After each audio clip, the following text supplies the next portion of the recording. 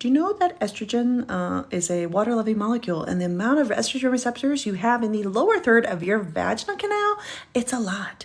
So when you come to me with urinary frequency, leaking, pelvic pain, pain with intercourse, I'm going to talk to you about lots of different things. I'm going to talk to your habits. I'm going to talk about your hygiene. I'm going to talk about your hormones. I'm going to talk to you about your medications. But the reason I care about estrogen as a physical therapist is because I'm a women's health physical therapist. And this tissue, needs estrogen. So when you have vaginal dryness and when you have painful intercourse and when your pelvic floor is burning and in pain, you might need a topical estrogen. Now listen, there's a lot of estrogen receptors vaginally, and just because I know you're afraid of the breast cancer, but listen, the topical estrogen does not have always massive systemic effects like you think, okay? It is different than your grandmother's estrogen she took, okay?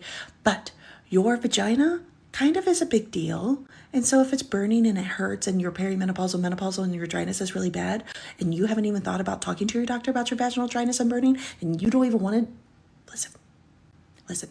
Okay, so there are moisturizers and lubricants, okay? So remember, estrogen is a water-loving molecule. Your vaginal tissue has a lot of estrogen receptors. As your estrogen goes down, your vaginal tissue less plump. Okay, less plump. So your urethra has a harder time keeping the seal. We know that as you're aging, you're losing muscle bulk anyway, so your pelvic floor muscles are not exempt. And so there's a lot of factors to your aging body. But if you are having burning, dryness, pain with intercourse, you need to talk to your doctor, talk to your physical therapist, and find out why that's happening, okay?